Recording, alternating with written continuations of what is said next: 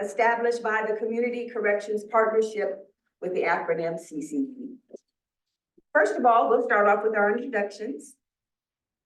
Ariana, would you kindly assist us in the roll call to establish quorum? And we'd like CAB members to identify your region and how long you have been a CAB member. Nicole Green. Hi, I'm Nicole Green. I am the vice chair of CAB. This is my 4th year and I cover East County. Ozzy Carter. Yes, Ozzy Carter.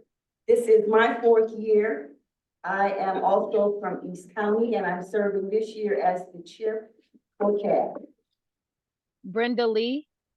Good morning, I'm Brenda Lee. I'm representing West County and this is my 2nd year. Raina Moore.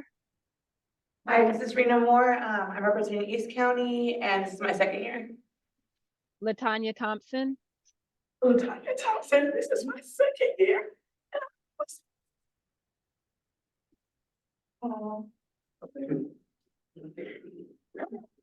Reverend Julius Van Hook. Hi, Reverend Julius Van Hook, West County. This is my 2nd year, I believe. Third. Justin Van Zerber. Justin Van Zerber, West County, 2nd year. Jeffrey Robinson. Jeffrey Robinson, this is my 1st year and I'm representing Central County. We have 7 members present. Quorum is established. Thank you, Gariana. We'll now move to introductions from our staff, followed by county agencies. Hi, all. This is Patrice Guillory from the Office of Reentry and Justice. I'm in the back somewhere, so that's, you hear the voice, it's me.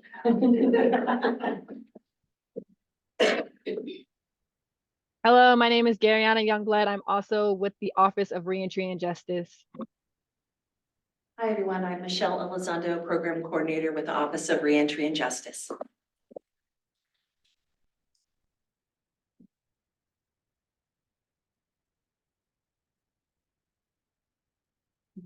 Do we have any county agencies that like to be acknowledged at this time?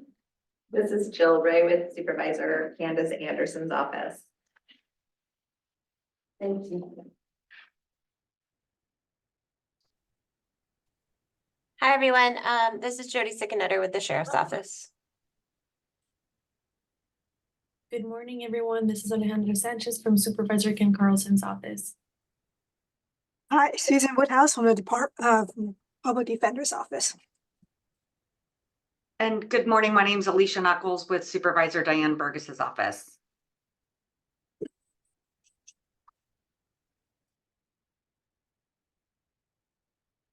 Thank you. Do we have any audience members on Zoom that would like to introduce themselves at this time?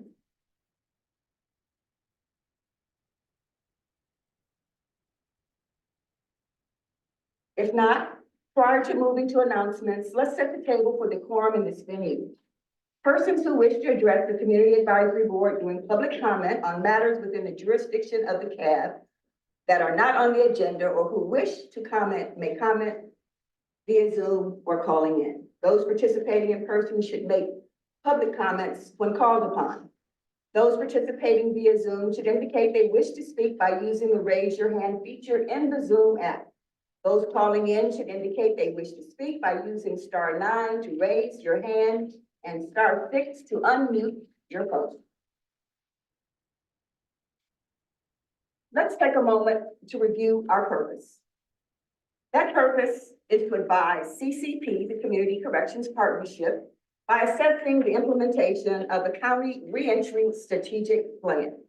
Some, but not all of our responsibilities are reviewing data on realignment outcomes, advising CCP on engagement strategies, offering recommendations on ongoing realignment planning, advising county agencies regarding programs for implementation in the county, and also to encourage outcomes that are consistent with the county's reentry strategic plan. We'll now move to announcements. Are there any announcements from CAB members? This is Nicole Chair. I'll give some quick announcements. I joined the COC Homeless Provider Meeting today. It's the first, what's today? Thursday of every month. And just wanted to give some key highlights on some things that's taking place within the county. There is a new drop-in house support services for, the support of young people 18 to 25, within Contra Costa County. I have a website information for that. It's a Warmly Center and it's in Richmond. And then there's also going to be a homeless workforce integration network, HWIN, on Wednesday, May 8th from 1 to 2:30 at the American Job Center of California in Port Chicago. So you can learn more about the Workforce Innovation and Opportunity Program we own. So I thought I would bring those two things here because of course we're always, we do touch on some of the youth. So I mean, I was very excited to see there's a new program that came to West in reference to that population. They have a, I don't want to say it wrong, but a warm-up drop-off center for housing for individuals between 18 and 24. Those are my things. Thank you. Any other announcements from CAB members? Any announcement from staff? Yes, two announcements. One is that, you all may notice we're in a new location. We're at the county administration building. This is because we are hosting a training, 4-day training that's taking place at 50 Douglas, in the Madrone room where we normally meet. So this is just an anomaly. This won't be, the meeting space on an ongoing basis, but it is certainly a helpful backup, when we do have double booking, so to speak, or other events happening. And with that said, I'm very excited to share that the training that's actually taking place is our partnership with Strategies for Youth, where we're training police officers from a variety of police departments on effective ways to engage young people as they're coming in contact with them out in the field. So right now we have our first cohort. This is a train the trainer experience. And then after this cohort completes its training, they will then go back to their home departments and hopefully train some of their peer patrol officers there. We have today represented BART PD, Concord PD, BART Concord Sheriff's Office, and Richmond PD, and Danville PD as well. So we're really, really excited to have our first initial kickoff of the first cohort. We'll be rolling these out over the next couple of years. And so we look forward to in the future sharing more updates with you all. The other announcement that I have is that our community workshop for the Restorative Justice Initiative will be happening on Monday, April 15th. From 2 to 4 p.m. Back at the Madrone room at 50 Douglas Drive, the probation department. Everyone is encouraged to attend. We recently released our assessment of needs and opportunities with regards to restorative justice approaches and practices throughout the county. So that final report findings and recommendations are up online on our website. So if you haven't seen it yet, we encourage you to review it. We actually encourage you to review it in advance of the community workshop. So that way you have an opportunity to give some informed feedback and reactions to some of those pilot projects or pilot recommendations that we'll be lifting up. And again, this project was funded through Measure X resources that were allocated to our department. And so the initial, we had a one-time funding of $2 million. A portion of that went into conducting this needs assessment. And then the remaining will be put out into the community to lift up any of the recommended pilot projects that are identified in the final report. So all to say, if you haven't received it yet, you need more information, please feel free to reach out to me. I'd be happy to share it with you. Clarification, the anticipated date of release for the report? Oh, it's already released. Oh, it is. It is released, yeah. So if you need a link to the webpage to access it, I'll be happy to say. Thank you, Trina. Any other staff announcements? Moving to the public for announcements. Yeah, I agree, Mitchell. Minimum purpose is having a graduation ceremony for our participants, May 11th at the Hilltop Green Community Center. We'll be sending out email invites. Please attend. Thank you. Any other announcements?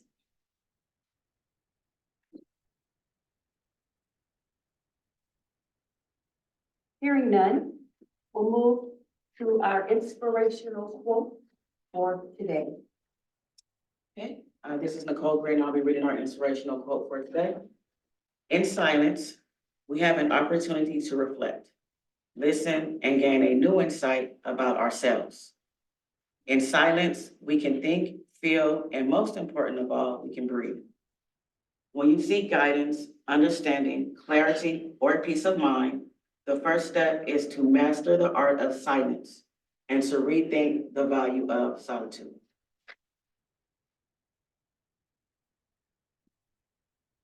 Thank you. Now moving on to the rest of today's agenda. And that would be for public comment. Is there public comment on any item under the jurisdiction of the Community Advisory Board and not on this agenda?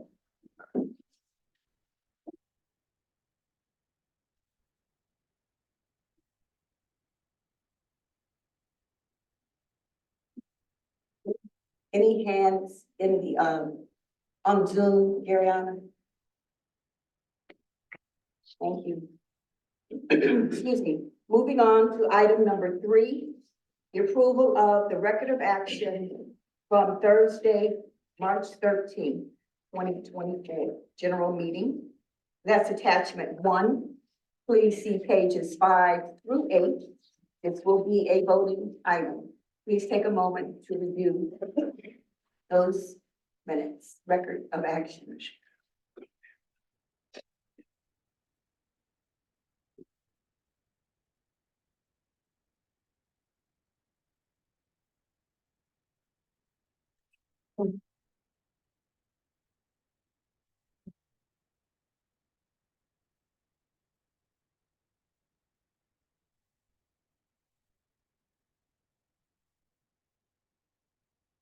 This is Nicole Green. I move to motion in approval of the cabin policy budget 81. I'm sorry. Of the, excuse me, I move to approve the retro action from our Thursday, March 14th, 2024 CAB general meeting. Read no more, second motion. Mariana, could you assist us in a roll call for a vote? Yes. Nicole Green, Aye. Ozzy Carter, Aye. Brenda Lee, Aye. Raina Moore, Aye. Latanya Thompson, Aye. Reverend Julius Van Hook, Justin Van Zerber, Aye. Jeffrey Robinson. Motion carries. Thank you. Moving to the next item on our agenda to discuss and review the CAB policy and budget AB 109 excess funds recommendations. This will be a vote. I will ask that you review attachment 2, pages 9 through 15. And at this time, I'm going to turn this over to our vice chair, who is the chair of our policy and budget committee. Prior to me turning it over to her, I would like to thank all of the participants who've been so vested and involved in this process. It's been a lot of hours, a lot of bandwidth that has been extended. And I have to remind everyone, individuals sitting on this board, we're not compensated.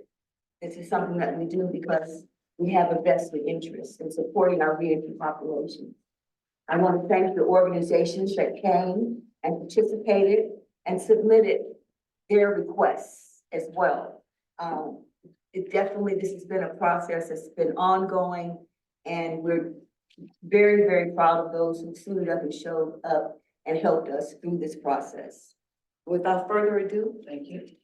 Yes, so this is Nicole Green. So I first want to piggyback off of Ozzy and say thank you for everyone that presented. We do have some of our providers in the room, so thank you for the information that you gave us. The information allowed us to really look at the gaps of services that was needed. As we all know, policy and budget was tasked with determining how to allocate the $15 million tied onto our CAB priority key areas, which was housing, employment, behavioral health, as well as pre and post-release services. So what you have in front of you is the outcome based on information that was presented to us all. I will ask, I know that you see dollar amounts on here. Today, the focus is only on the recommendations and not the dollar amounts. The dollar amount that you see in front of you is information that we just gathered and captured based on what was submitted. We will have a more robust discussion about funding allocation at our April 19th meeting. It's just there for a placeholder. So what you see in red is what was submitted by providers or an example of current programs and amounts that can be utilized for that particular recommendation. So the focus again is on the recommendations out in front of you. I also like to notate, not only were we tasked with determining how to recommend these funds, we also had to, and we'll get to that section as well, look at some of the some of the budget modification requests that was submitted in front of CCP. And due to the budget deficit, we were asked to look at certain departmental asks and see if it aligned with any of our recommendations. So we will discuss that as well. I would like to be able to go through each section before we ask for questions, and then we'll open it up for comments, okay? So the first priority area is, of course, housing. So we've had H3, we had Hope Solutions, and we had Laos present at our work group and provided a lot of great information about housing, the cost, and what that looks like. As well as we know from our surveys and information from our CBO, housing has always been a key priority area that we've been dealing with. So based on what we received, our first one is a request which also fell into the budget modification from H3 was to fund for a street outreach staff member. So that funding is needed to establish an additional county-wide core team member to focus on our homeless reentry population within the community. And at the point of immediate release from the county detention facilities. And then of course we get an estimated amount, and that's through our H3 program. The next area, there were some key housing gaps that we focused on or identified through our work groups, which were homeless prevention, diversion services, rapid rehousing with supportive services. We constantly heard that there needs to be an extension, because as of right now, individuals only get 12 months of support. So we're recommending to expand that from 12 months to 24 months. And the next one is interim bridge housing services for jail release and unhoused within the community. So our recommendation for that is an RFP in collaboration with H3 and probation. Funding will be needed to expand our county's housing support specific to the AB 109 reentry population by following the H3 and the COC's 124 housing service framework for intern, permanent, and homeless prevention. We also outlined, we didn't want to include everything in here. If you've been following our work groups or participated, we notated as well in here the pages where you can find in those agenda if you'd like more information about it. So that's the our recommendation number one. Our key priority is speaking number one in reference to housing. Is there any questions in reference to it? From the board members? And that was the question, are we going to vote on each priority or vote on everything at the end? You guys can decide. You want to vote on it at one time or?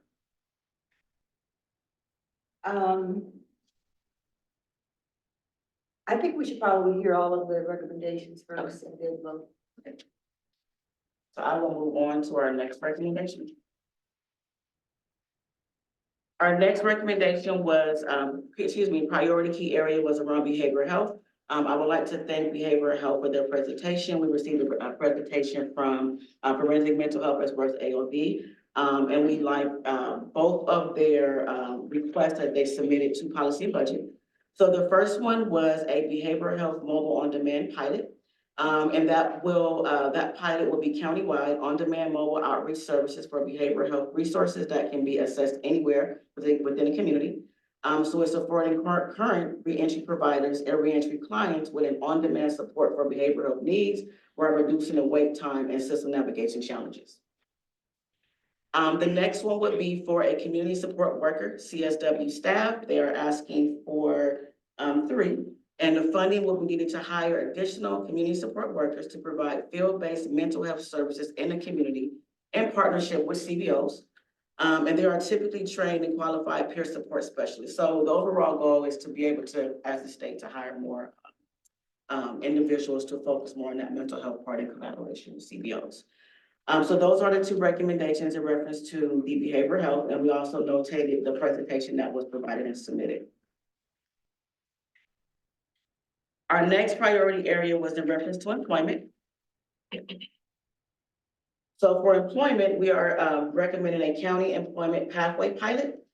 So one of our takeaways from that, that was a really great workshop. We had a presentation from Rubicon as well as Contra Costa County Human Resources Department, Workforce Development, and they brought a lot of information. And from that, one of the takeaways that we identified was how do we get individuals into more of a county type of positions? How do we set them up so that they know that they can apply, understand what that process looks like? Because we do understand that it takes some time to get in those positions. Individuals that have possibly been justice impacted do not believe that they have an opportunity to work in those kind of positions, and they're not sure of the process.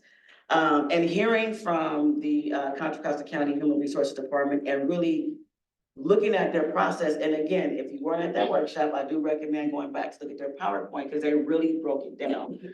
We thought it would be a great idea to have a employment pathway pilot program. So funding will be needed to pilot a countywide employment pathway for reentry participants to fill vacant county positions.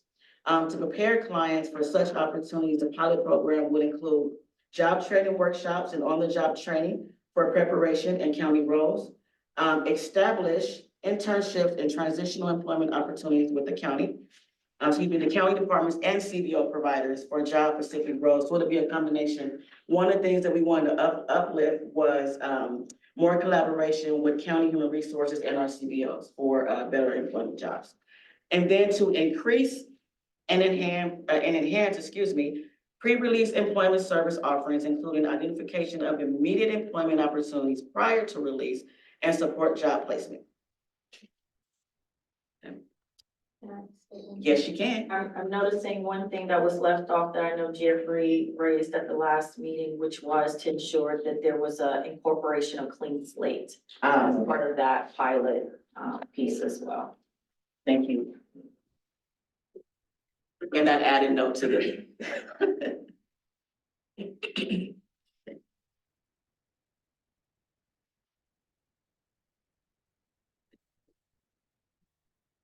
And our next key area is our priority area for number 3, which is the pre-post release engagement.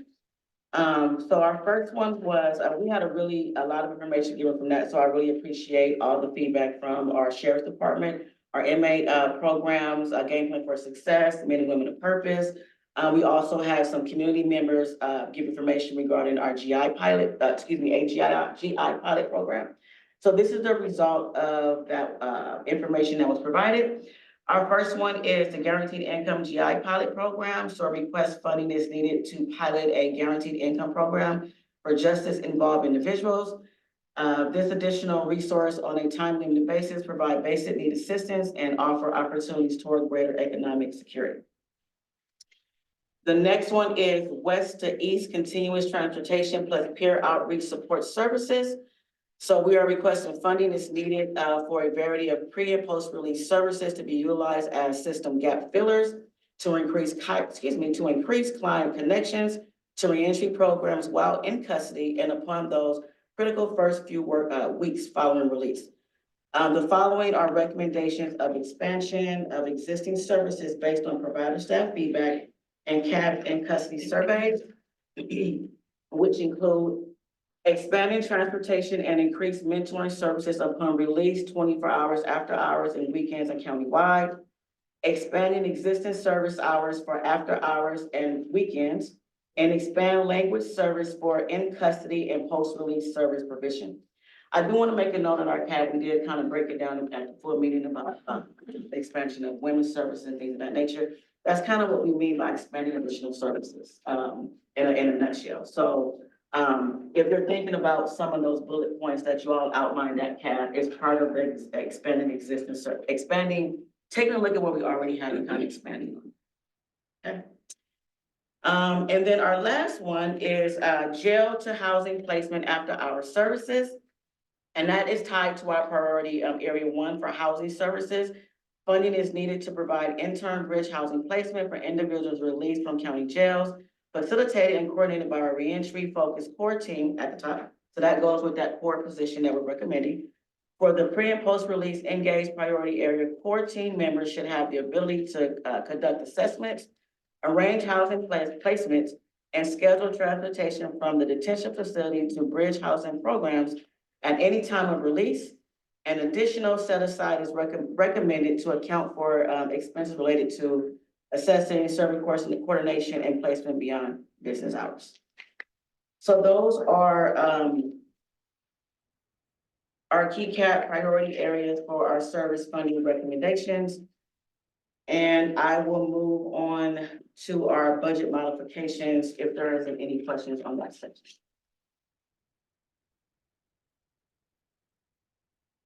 Okay.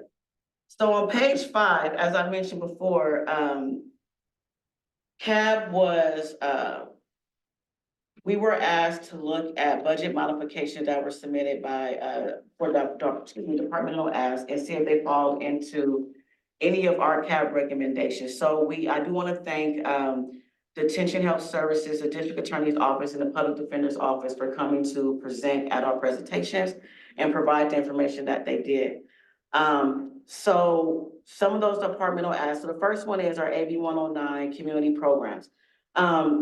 This falls back in December. I'm not sure if you all recall that we had, that was when the budgets were submitted to CCP. We all came back together and agreed that the AB 109 community partners that will move forward was the Reentry Success Center, which was for their center renovations, as well as Center for Gender Responsive Program through Reentry Network at Health Right 360 for Center for SLE housing slots for 5 beds for women.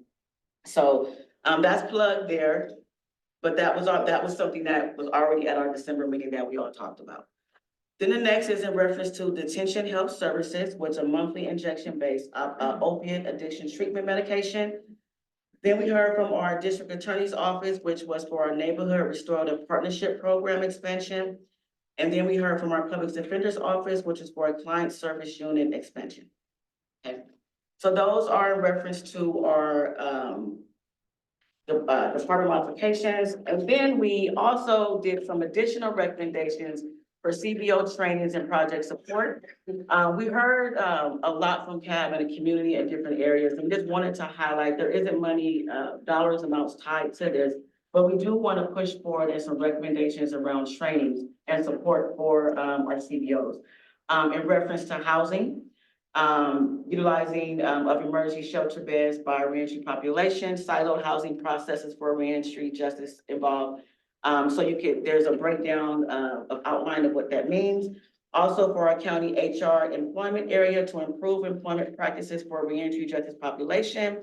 So we want to evaluate the HR practices within the county to identify positions that AB 109 individuals can fill.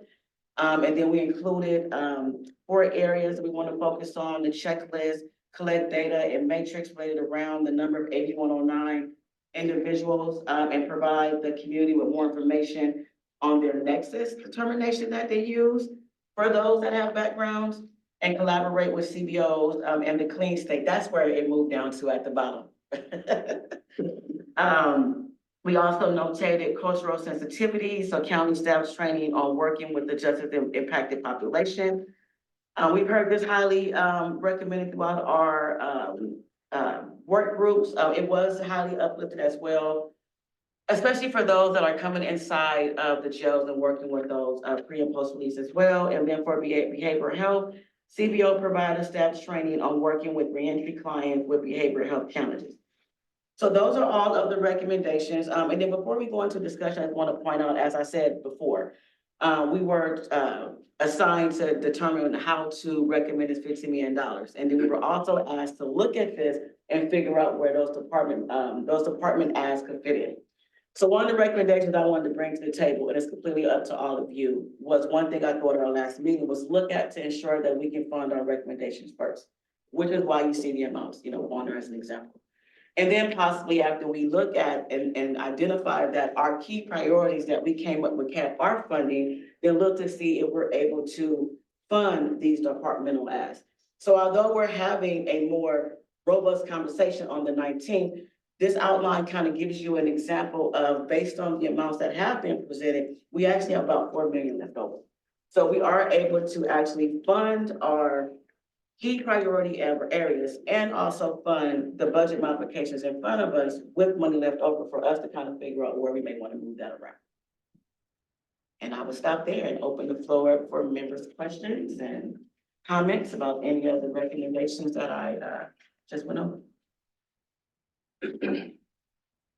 I have 2 questions and comments. Well, 3, I guess. Because one, I want to give a shout out. I want to reiterate the gratitude and the appreciation for everyone coming to the table and really having this conversation. I think this subcommittee was able to digest a lot of information. And yeah, just appreciative of all the energy that went into it.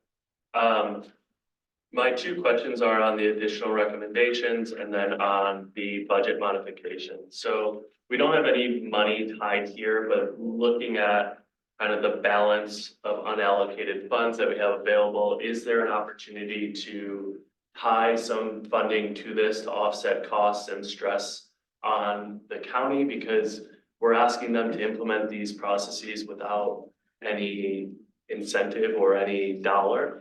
And so that might be a way to utilize some of these unspent funds. And then the second thing I want to raise up is on the budget modification. So at our previous conversation, there was a lot of dialogue around the 2nd, 3rd, and 4th item, because these might be costs that are going to carry forward year on year. Right. And while we're covering the costs for this year, then what happens in the subsequent year? And so I thought at the end of that conversation, our intent was to bring it to this group to kind of understand where everyone lies on these 3 items before bring. Awesome. Yes, sir. Cool. Great. Yes, sir. And to give some feedback in reference or to add context to what he said, that is one of the questions that we brought up. And each provider did give feedback in reference to where they could possibly either get additional funds or get additional grants to cover ongoing. So because there was so much discussion around that, we wanted to get the full CAP's feedback on how they feel about these key budget modifications for detention health, district attorney, and the public defender's office. Excuse me, is there gonna be a place for public comment on that? Or? Yes, after the committee have their discussion.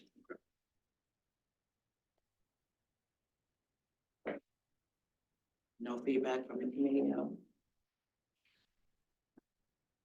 Realistically, every group or agency that had an ask is going to be in the same situation.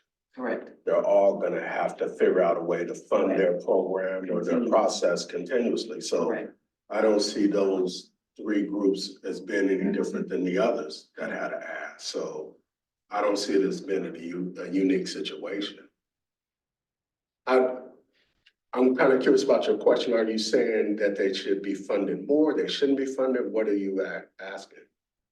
I think I'm raising it up exactly to that point. Like the next year, what is this department going to do and how are they going to fill that? I think for the other asks, some of them are RFPs, and so they could be multi-year.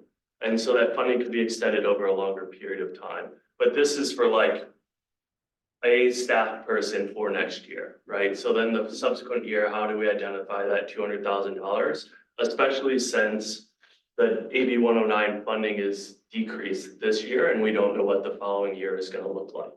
So I could probably add some context to that. So I know for retention health, there could be a possibility as we noted to the right of like the Cal AIM right. So there will be other opportunity for them to get funding to continue with that.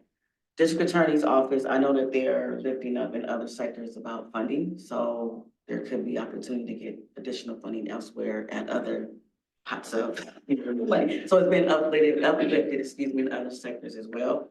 And Public Defender's Office, I only put the one program, the initial ask, but I recall, I didn't want to put, because if you recall, they had asked for, I believe it was like 2 or 3 years. Yeah. Yeah, so I wanted to see where we were first with that first ask, in reference to that position. So I know depending on how much money and what our choice was, they were asking to be covered, and I'm pretty sure, I don't know if someone is there to speak or not, but I don't recall what the response was when we asked that question. So I think from my personal standpoint, I would rather not invest in these 3 items and invest in our core ideas that have been outlined in our priority areas. And so investing more in housing, investing more in the core team, investing more in longer term projects that can be sustained in the county.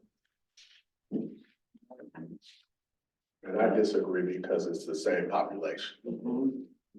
It's the same exact population. The population that those 3 groups are working with, it's the same population. Right. There's been seen at a different stream in the process, but it's still the same population. You know, it'd be different if they were working with a population that wasn't, say, AB 109 or Prop 47, or wasn't criminal justice impacted, but 100% of the population that those groups are working with are criminal justice impacted. And that's who we're really trying to work with. That's why I believe that they should be funded.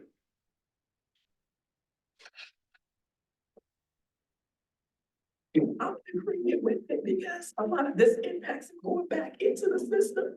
And so we need to focus on getting them the treatment and the help that they need. So we're an agency may not be able to do everything, partner with those that can pick up the slack so that we reduce the chances of them going back into the program. A lot of them there because of drugs and not having the treatment, making bad choices and cognitive behavior. So I feel like these 3 are necessary. And then they work with the others that we have. So, and this was the kind of same conversation that we had at our policy and budget meeting, which is why I came to, not a decision, but a recommendation and bring it in front of all of you guys. There's a lot of opinions and how each individually feel. So I thought, you know what, let's focus on our recommendations first, our key priorities. With the money there, what does it look like? And then at that point, fund those additions so that we're also covering what we brought forth as our recommendations. And then we're also putting monies towards those programs that align with our AB 109 to support for services.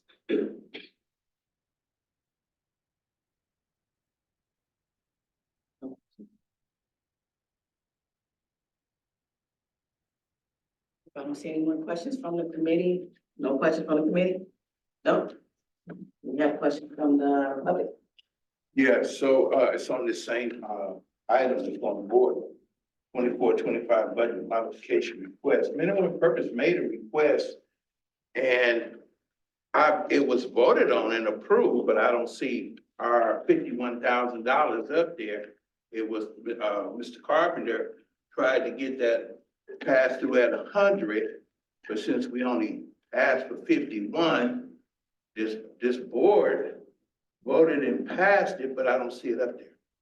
So I can answer that. Okay. It was voted and passed I don't believe it passed, it was voted and passed. But to bring more context to that, after everything went to CCP and due to the budget deficit, we were asked as a CAB to come back and review everything that moved forward. And out of that, as a CAB, we all agreed that the 2 that would move forward was going to be either RSC and Force Centerforce. But initially going back to the vote, it was not approved and moved forward from minimum. Okay. You explain it. Okay. Any other questions? Any other questions on Zoom? Hearing none, well, here's the fun part. So, again, I couldn't. Oh, go ahead, Rachel, I'm sorry. That's okay. Are you asking for questions or comments? because I don't want to mess Well, it up. comment all of the same. What do you think? You mean so?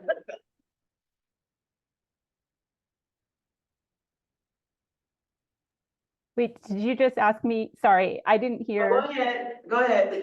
Go ahead with comment. Okay, all right. So I'm Rachel Rosekine, and I first want to offer just profound appreciation for the intentional process the Community Advisory Board has implemented to first request the reserves release and then hear information about services that can be used to fund.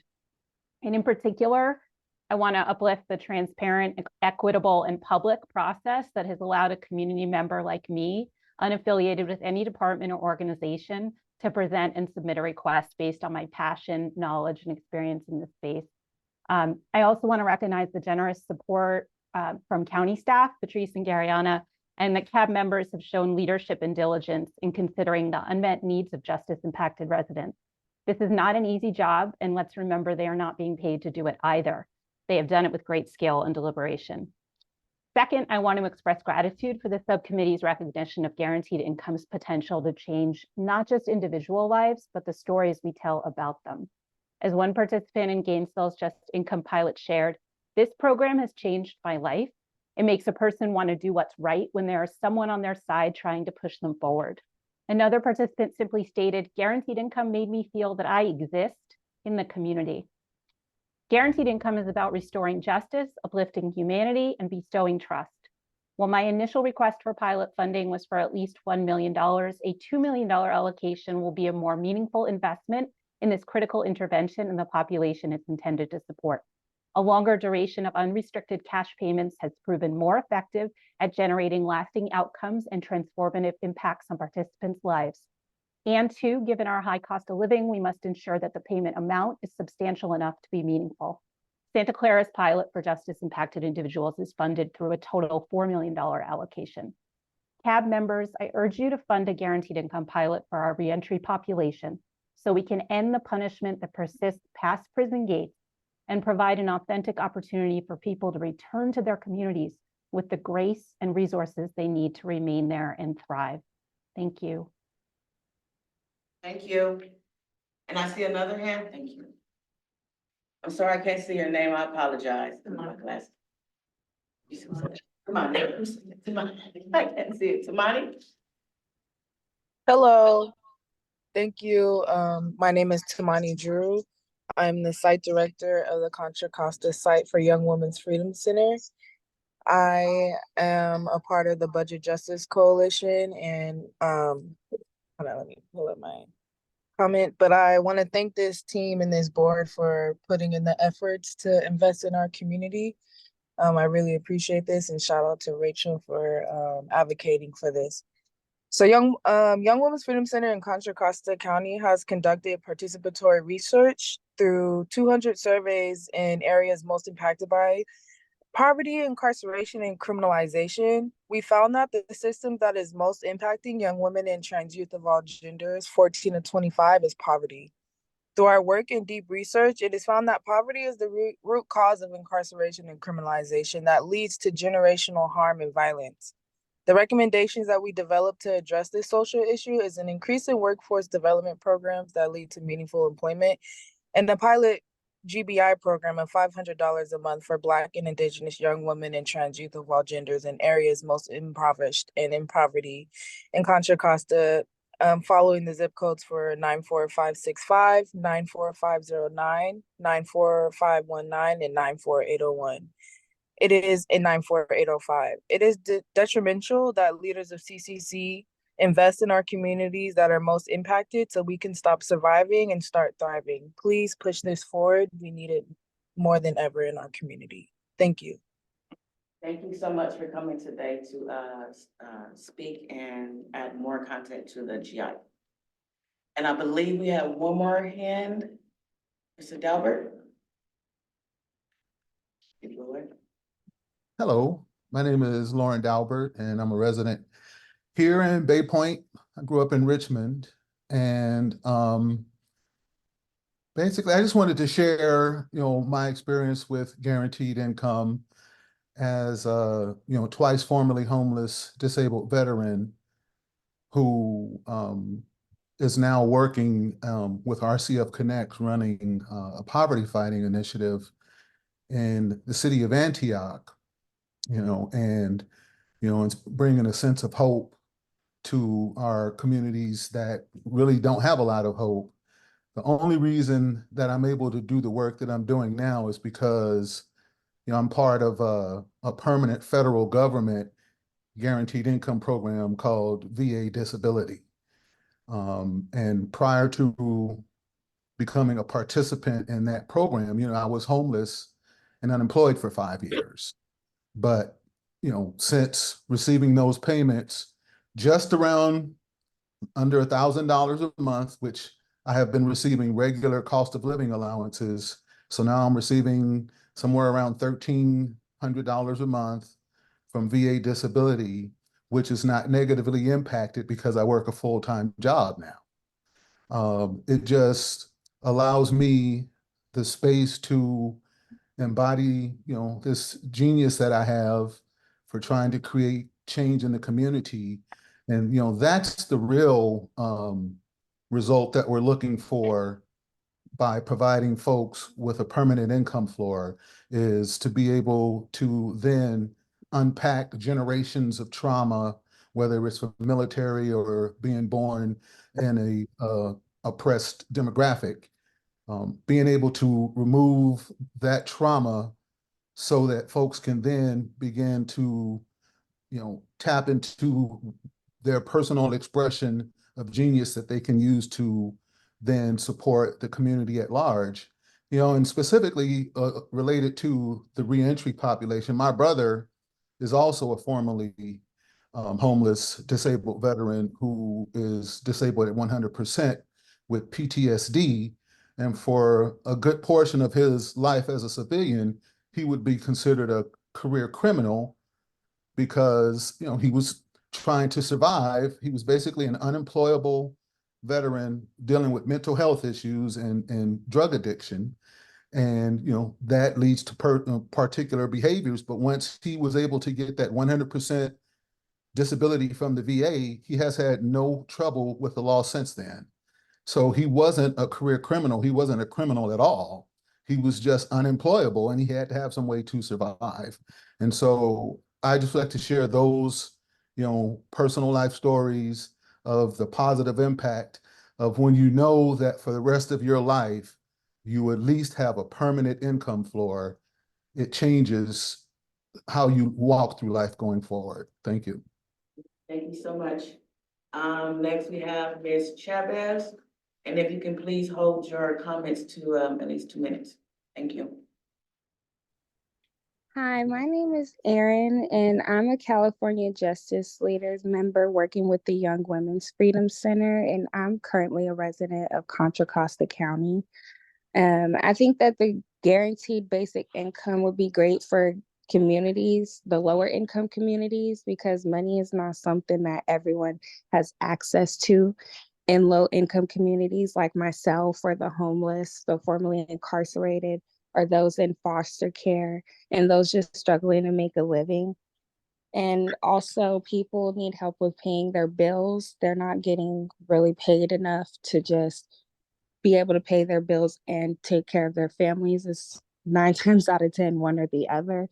And everything is rising while pay is barely going up, and it's just getting hard to survive in these communities. And it would change the community by giving people just more money and more access to take better care of their families and themselves and pay their bills on time and not get into debt and things like that. Thank you. Thank you so much. Next we have Winter, and then we're going to move on to our votes. Hi, my name is Winter Antone. I'm actually a participant for Young Women's Freedom, which is another program similar to yours that helps people like me a lot.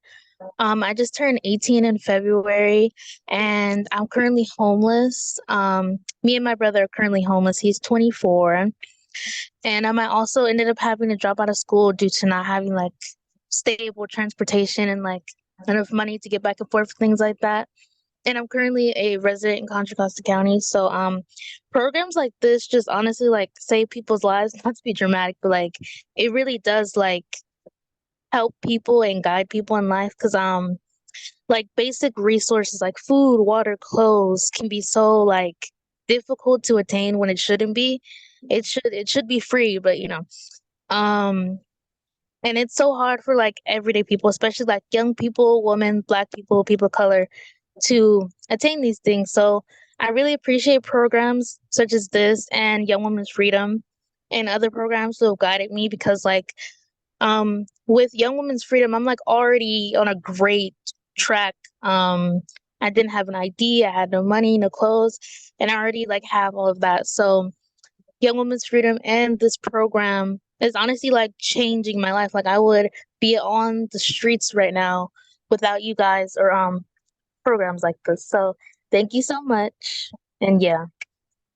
Thank you, thank you. I really appreciate you coming today to present. All of you that did leave a public comment in reference to the GI, the guaranteed income. We really appreciate your feedback, so thank you.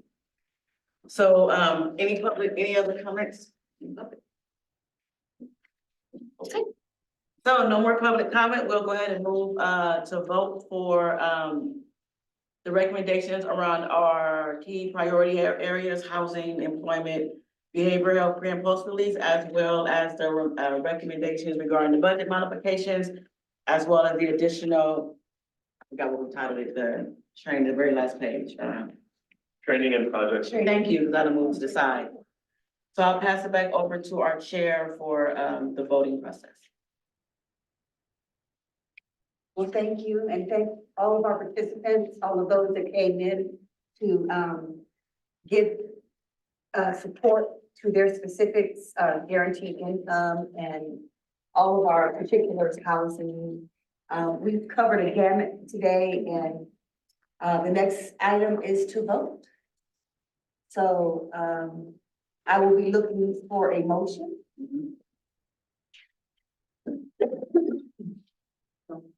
Sabrina, Moore, call for a motion to move recommendations. I'm just saying, okay. Let me sure we're there. And is there a second? Can I, before we go to a vote, do we need authority to like authorize amounts at the subcommittee? Does that need to be part of this vote? Oh, yeah, so what you all will, if you wish, you can certainly call a vote to essentially endorse the recommendations that are here and also give policy and budget the opportunity to make adjustments to the funding amounts. However, let me also say, if at this moment, given the unallocated remaining balance, if there are some particular things you want policy and budget to take into account as they deliberate on those allocations, it's best to highlight that now so that they can take that into consideration as they make those allocations.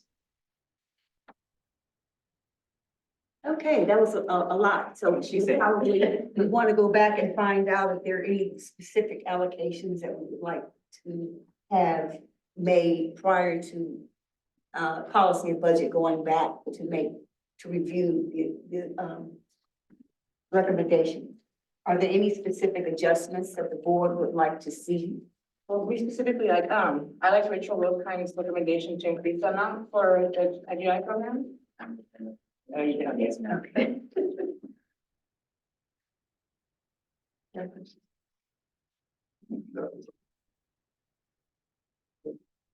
I'm sorry.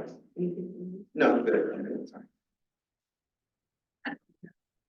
Only thing I would add is if we have the authority to tag funding to the training project support. And I was gonna ask at our meeting, I meant to respond to that. Yeah. I know that some of these trainings are already provided free within the county, so I think that's one thing that we have to identify because some is already there. I think that's why I didn't put a dollar amount. So we gotta figure out which ones are already in the county and which ones are not, and then do exactly what you said. That'd be great. Awesome. Now you can also, just as, let me see, there were a couple of items here on This will be page 12 of the packet, the pre and post release engagement, priority area. There was an allocated amount for the increase or expansion of transportation services in mentoring. But the other two, which is expanding existing service hours for after hours and weekends. I'm assuming that's for like, CBOs and programs, and then expand language services for in custody and post release. That has been noted as no, amounts have been allocated to that, but, you can certainly you can create buckets, if you will, for those, including the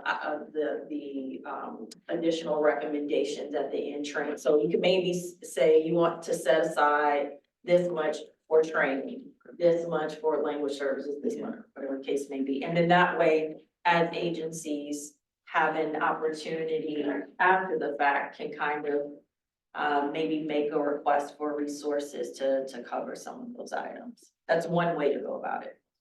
Thank you. And, I'm sorry. I do have a question in regards to how this is going to look to the public. Are we going to actually create a request for proposals for different, groups?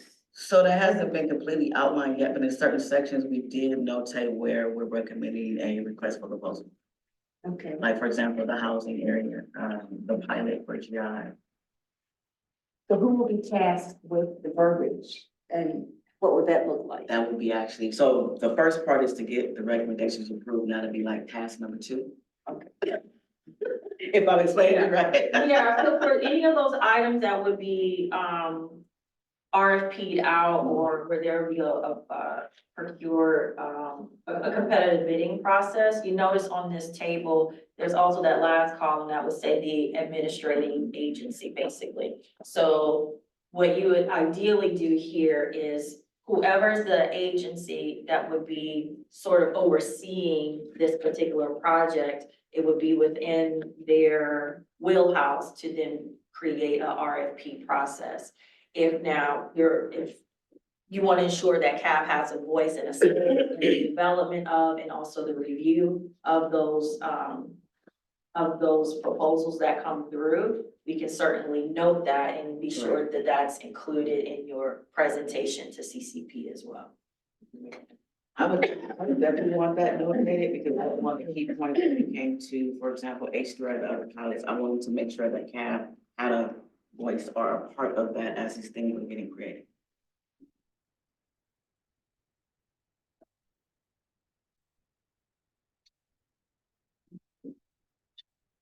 I second that. I think that would be really important. Thanks. Yes, Patrice, I think so. I think we're going to need to have a part in that, because I'm really a novice as far as the requests for proposals and what that looks like, what they look like. And understanding, since we're charged with this part of it, I think that, you know, we need to follow it through to fruition so that we can understand it. And just to understand the entire picture and also to have advocacy and to understand that.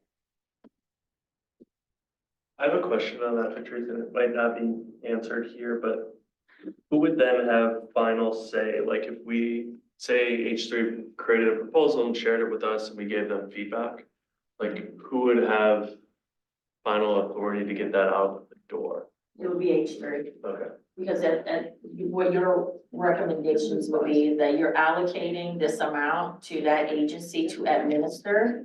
And if you wish to see it go through a competitive bidding process, then you're saying you want them as the administrative agency to conduct that, and that you want involvement in the development and then the review of those applications. But ultimately, it would then be within their authority.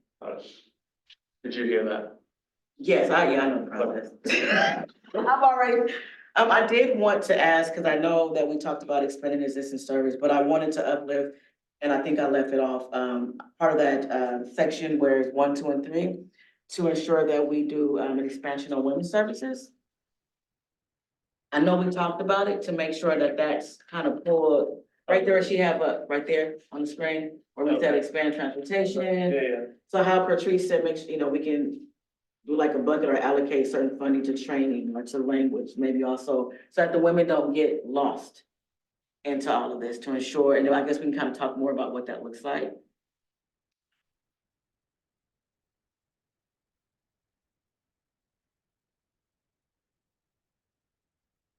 Yeah, I think to amplify that even more, I think creating a whole bucket for it. Are you talking about just for transportation? Or are you talking No, about? just in all a, just services? in all services. Yeah, I agree. Okay. So we have to add another line for that, or just a whole, or just a bucket for? It's not part of the transportation part. You would prefer to have it's a sort of a line item, if you will, For just women's on services. women's services, in custody, out of custody, or where. Correct. Like a number 4, is that what we're saying? Yeah, but I don't want it to get, You want, she's saying outside of the pre and post release engagement bucket, that it should just be its own.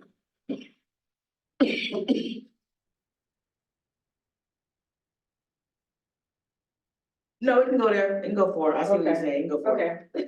Is that just like a summary? Yeah, no, I got my You good. pages mixed up, thank you, that's why you're on the team with me, so we get, so yes, 4 will go there. So then when we vote, we have to name these items that we just agreed upon. I can recap what I just heard. I'm like, I got a couple of bullets here. I can recap what I heard, and then maybe included in the motion is to approve the recommendations as with the additional notes or as amended. And then Okay. as well as giving policy and budget the opportunity to disseminate accordingly the various allocations or disperse the allocations. Okay. Okay, so we're looking for a motion. Oh, before you move, let me just recap what we heard in terms of the edits. That would be. So we have to include the edits, is that correct? Not one by one, I'm gonna state them out loud publicly. You all say, yes, that's what we heard, that's what we wanna see forward. Then you can call a motion to approve the recommendations with the stated edits and to allow policy and budget to refine the allocations for all of the recommendations. How does that sound? Okay, all right, so, what I heard here is that we want to, increase, the guaranteed income, allocation with an additional 1 million. We heard that, we wanted to create bucket items for women's services, to be included under the pre and post release engagement priority area, and also a separate line item of funding made available for the additional recommendations for training and support, program support. I also heard that it's imperative that we include that we note in the final recommendations that for any RFPs that go out, CAB should be involved in the development and also review of the responses as a result of these recommendations.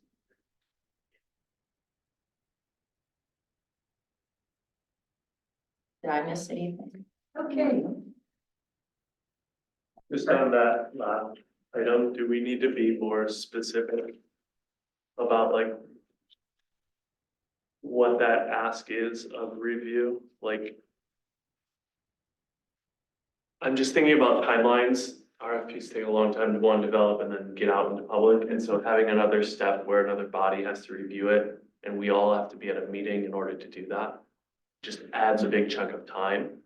To review the development of the RFPs. Yeah. Could we ask if we can be just included in the development of it, meaning instead of having a separate meeting, could a member of CAB, whoever we allocate to do so, be a part of when they do the RFP development. So they have one of us as part of.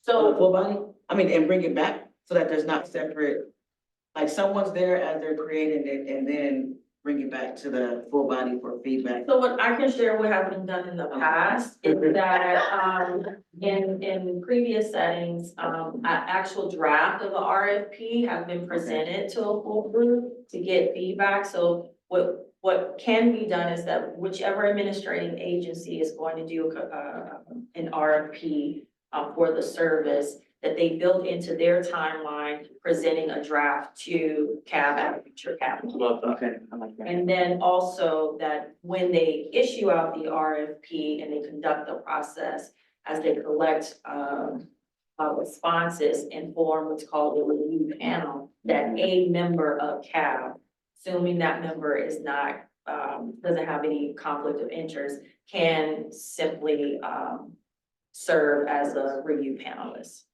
I like both of those. Excellent. That's great.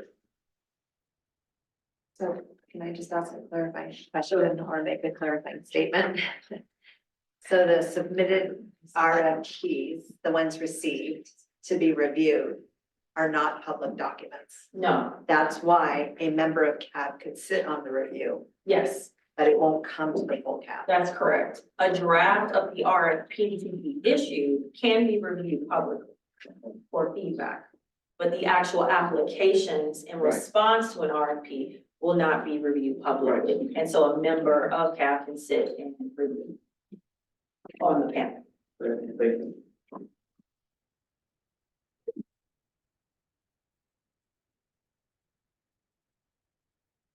I guess we're ready to move on for a. Trying to figure it all out.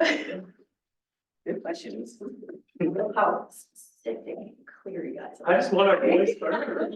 We've done so much work. I don't want Yeah. these people to just get money and then they get to do whatever they want. And just for, so that the members of the public are aware, we did include the previous agenda packets from the previous, planning sessions. They're included in, a link to those agenda packets are there. So you'll get a sense of, literally, say, the amount of work that the CAB members had to dig into, a lot of the, information is all there. So feel free to review. Okay, I'm looking for a motion for the approval of the recommendations. I could take this back on it. I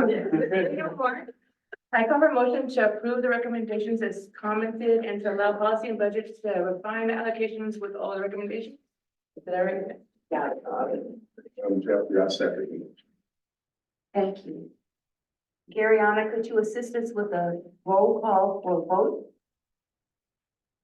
Absolutely. Ozzy Carter, Aye. Nicole Green, Aye. Brenda Lee, Aye. Raina Moore, Aye. Latanya Thompson, You stepped out. Yeah. What's the rest? Reverend Julius Van Hook, Aye. Jeffrey Robinson,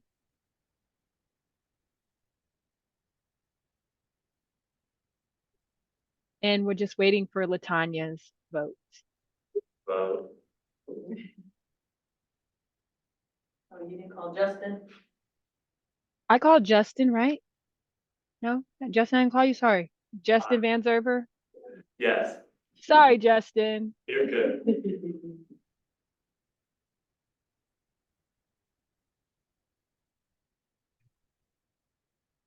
The motion would carry even if she was. Yeah, she, so we'll just we can mark it as absent. Oh, no, Okay. she's here. Oh.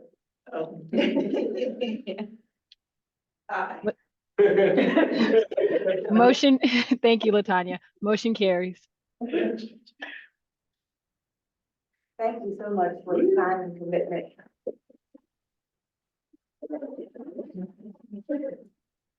Okay, moving on to the next item on our agenda. And this is a really portion that I'm very excited about our presentation today from Ms. Denisha Clemens. from the House of Loving Hands. One of the things that has come on my radar since being on CAB is the wonderful work that individual programs are doing within our communities that often go unnoticed. And I came across this program and I immediately fell in love with it because what it does is a grassroots organization that really reaches out to women and all of the things that women are involved with. And I can only give her the floor, Alicia Clemens from House of Loving Hands. Thank you.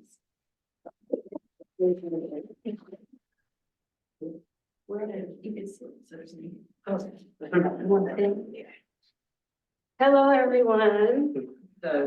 My name is Janicia, and I am the owner and founder of House of Loving Hands, which is a nonprofit for domestic violence, women and children.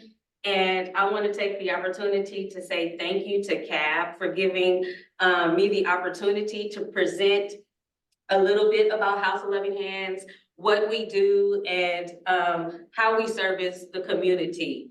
House of Loving Hands was birthed out of experience.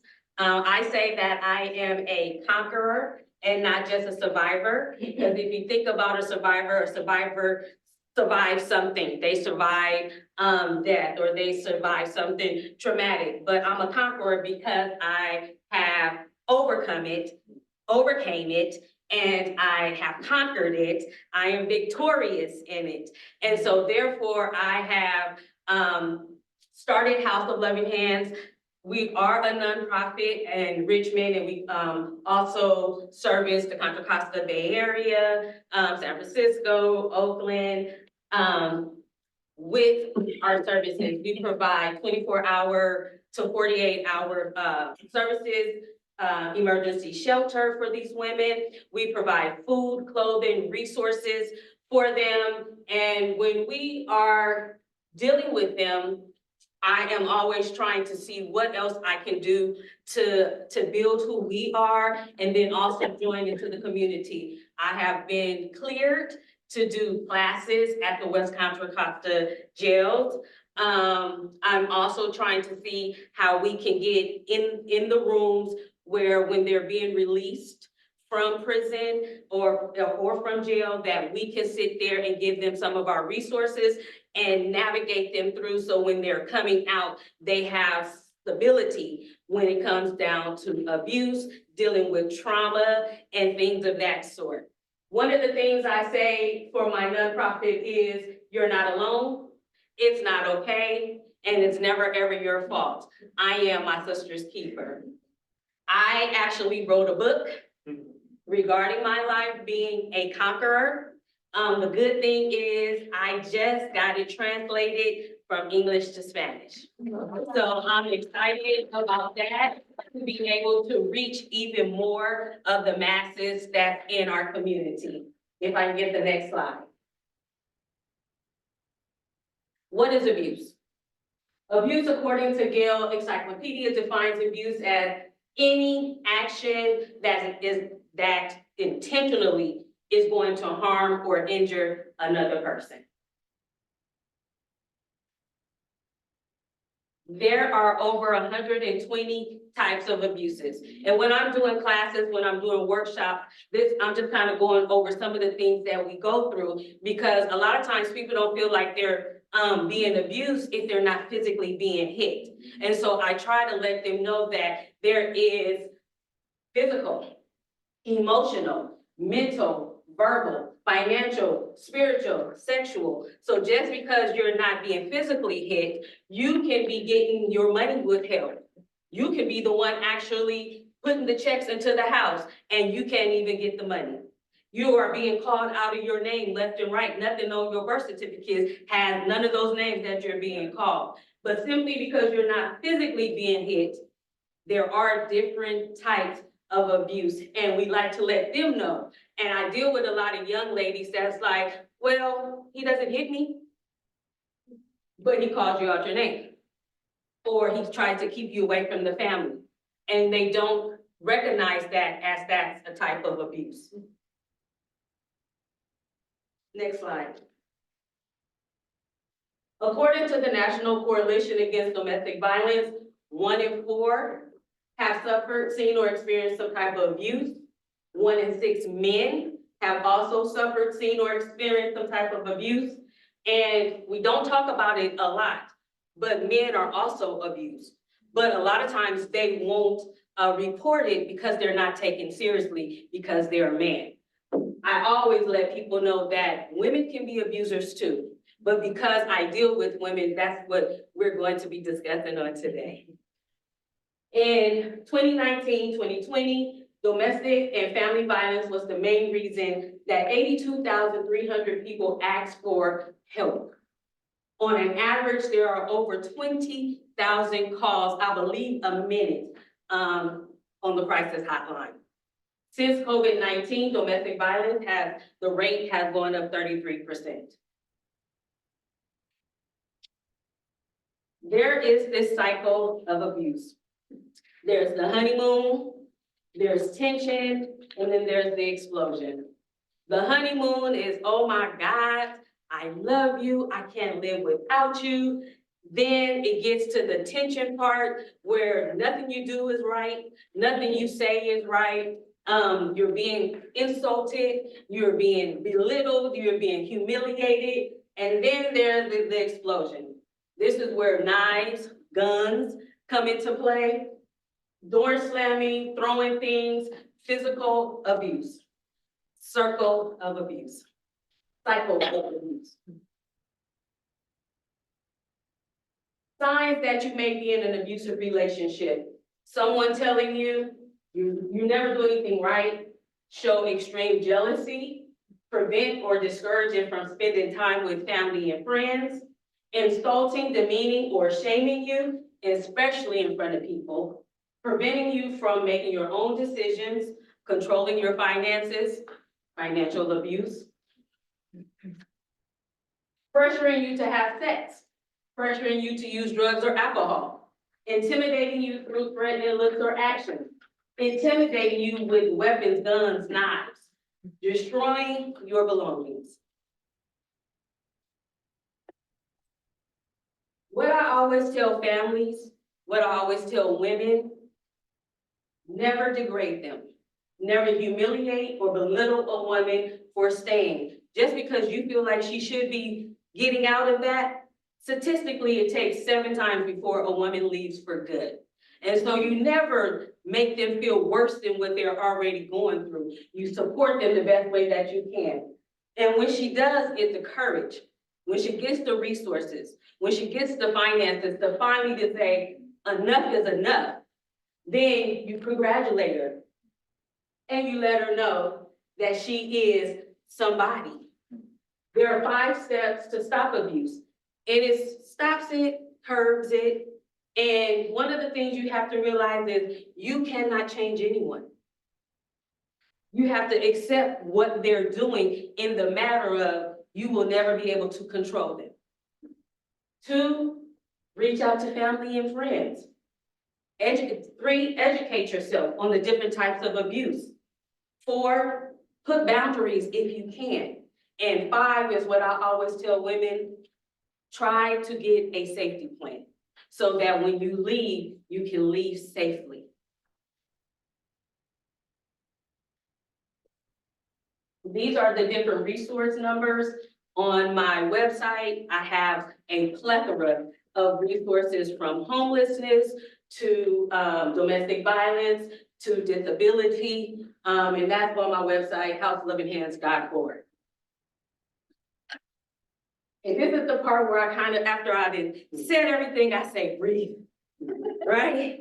Let's breathe, because it's a lot to take in. And just because you don't see it, you don't understand it, doesn't mean that it's not happening, right? So at this time, I just ask everybody, just take a big inhale and exhale. One more time, inhale and exhale. And the third one is a charm. Inhale and exhale. Next slide.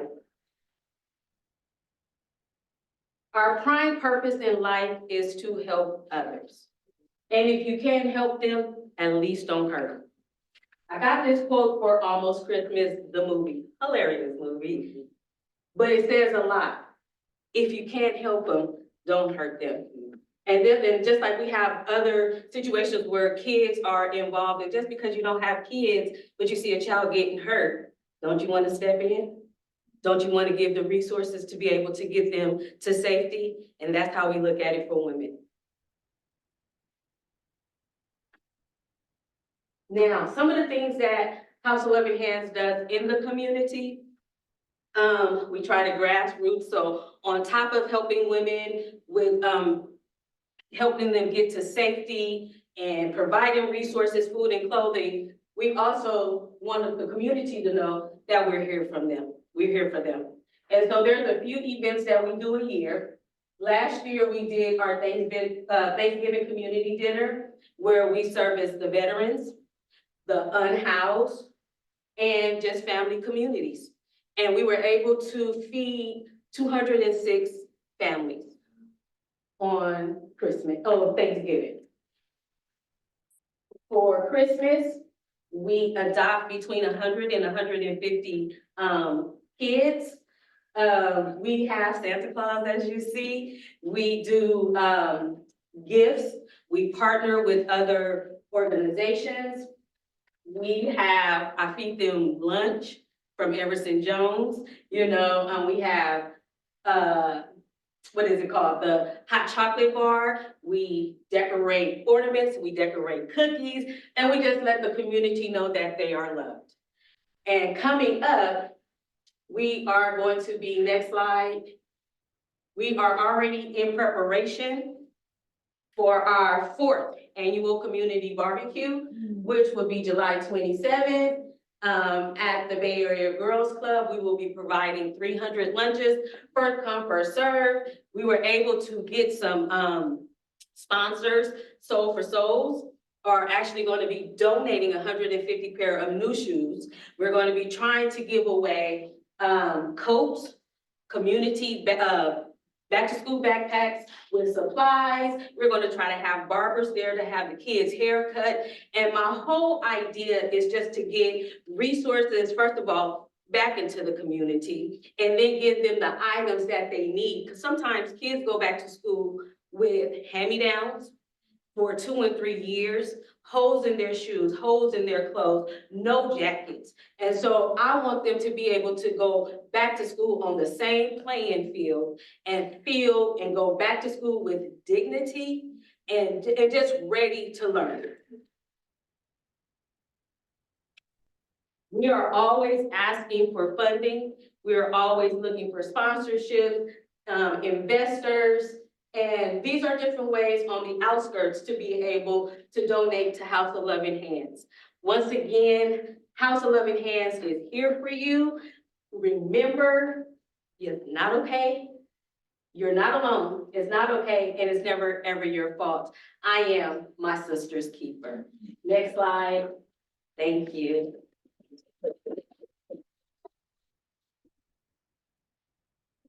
Thank you so much for sharing your organization. Thank you so much. Very refreshing to know that there is resources in our community for individuals who are caught in crises. Are there any questions from board members that would like to ask questions? I don't have any questions, but I just want to say, as piggyback off Ozzy, thank you for coming. I've always been excited about your program. Just how it uplifts women, being someone that's I always try to change that word, not a survivor. A conqueror. And it's, you know, to see not just support for women, but the uplifting within the community for the children as well. It's just a blessing to be able to see and to know that there's services out there. So I just want to say thank you for coming today to present. Thank you. Thank you guys for having me. I just want to say that I have personally indirectly used her services on numerous occasions. I've been able to call her real time, just say I have a situation. And one thing that she helped me was to not be judgmental. I remember calling you and saying, I have someone and they're not ready to leave the relationship. And she said, they're not ready to leave the relationship, Tanya, or they don't know how to leave it. And then another one that I called, and it was a young lady that was in a relationship that wasn't healthy. And you walked us through the process from beginning to end. You helped us get out of the lease, and then you provided her support afterwards confidentially to get her back in the space where she was able to live. And me and her mom are forever grateful. So I know you from being able to call, and I call her all the time to be like, hey, I just met somebody. What do I do before I mess it up? How do we help them? How do we assist them? And she's walked us through the process of how to get them out of the environment safe. And what that looks like. And then I'll call back and be like, okay, the person said this or did this. What do we do? And so thank you for like, and I haven't paid her, but thank you for always, no matter what time I call, no matter how difficult the question is, to assist me and then to walk me through the process from beginning to end, because that last one was very emotional and difficult. And there were so many layers of how do we get her out of this lease? How do we get her stuff out of this house? How do we protect her? What resources are there? So thank you so much for what you do. Thank you. And just to piggyback off, Latanya, she always calls me with stuff where I gotta go start researching. I'll be like, oh, this is new to me. Let me see what we do, how you do it legally, and how can we help. I would just like to chime in on my personal experience when I met Tanisha. I was at a mental health forum that was all day in Richmond, and I was going around visiting all the vendors, and we talked. And I'm just gonna share some business. I was so impressed with her. I was serving on another board, and I felt that she needed to be acknowledged as a person that made a difference in the community. And the reason why is because part of my history was having a nonprofit, and I used to spend money out of my pocket. But when she told me her story and what she dealt with in the women, and when a person comes out of their pocket, taking bread from your table to help someone else, that's real love, that's real commitment, and so by chance, you're in the circle because someone else just thought that she would be great presentation, like, yes, I know her, and yes, I know about the House of Loving Hands, because she's making a difference, and it's not about the finance. See, it's not, service is not about getting paid, because we're here sitting, and none of us are getting a check. We're sitting here these 2 hours, I would think. If it is, it's a secret. And that's what's really important, I think, for passionate people. And thank you. I do have some questions in regards to the number of individuals that you are servicing. Is there a way that you're capturing that? Are you keeping that? I am. I forgot to say that, but we're 6 years in. We started 2018, and since 2018, we have helped over 4,200 individuals and over 1,300 families. And that's in the literally the Bay Area, San Francisco, Oakland, Antioch, Suisun, Richmond.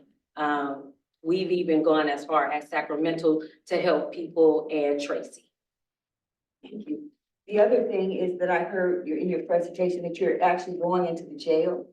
I'm getting ready to start, yes. I was actually just cleared to be able to start doing some classes in the jails. And then what we're trying to work on, and once we get that started, is being able to have me sit down at the tables.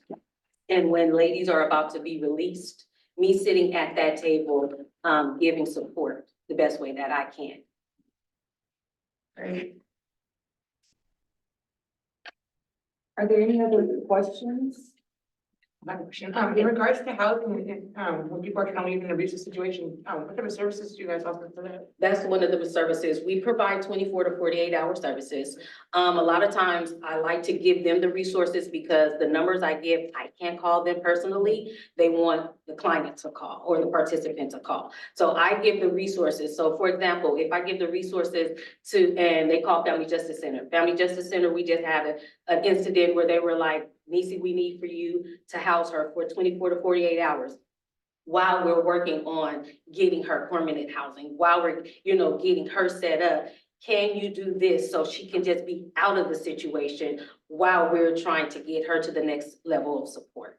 So that's where we come in. We only do about 24 to 48 hours. We have done up to a week working with advocates. And then we provide breakfast, lunch, and dinner if they need it. Sometimes they have food stamps or their own ways of eating. But if not, we make sure that they eat. If they left with the clothes on their backs, I go to Target, I go to Walmart, we get them panties, diapers, different things, whatever is needed, hygiene packs, in order for them to be able to escape, but then have some form of dignity. I have a question, two-part tag on her. Where are they housed? In hotels. And you find that yourself? I do. I've utilized that service, yes. I also heard you, mention different cities that you're in, so you don't just sit in Richmond, you expand across the whole Contra Costa County. I do. Our main focus, because I live in Richmond, so my biggest support and in part is going to be in Richmond. But I never say, just because you called me from Oakland, just because you called me from San Francisco, we've even helped people that live on Treasure Island. So wherever the need is, if I feel like it's above me, I'll be like, you know, that's above my pay grade. I can't do that, but I don't like anyone to fall through the cracks. Me being a conqueror and going through an abusive relationship, one of the big things that I didn't have at my disposal was resources. So that's a big, big thing for me, is getting them resources. I won't take a participant or a client if I take them in 48 hours, they're back to number one, stage one. I'm like, what is your plan? We can work on this plan together, but you will not just give them to me. And then when I'm trying to get them to that next level of support, no one can be found. Thank you. Any other questions? If not, thank you so much. I don't have any questions, but I just like to, this is Reverend Julius Fanhook. I just like to say thank you, Denisha, for all the wonderful work that you do. Thank you for your commitment and your dedication. And it was wonderful to hear your presentation today. I know of all the wonderful things that you do and how you have birthed this program and this giving ministry. And just thank you for what you do. And it's great to hear from you. Thank you, Juju.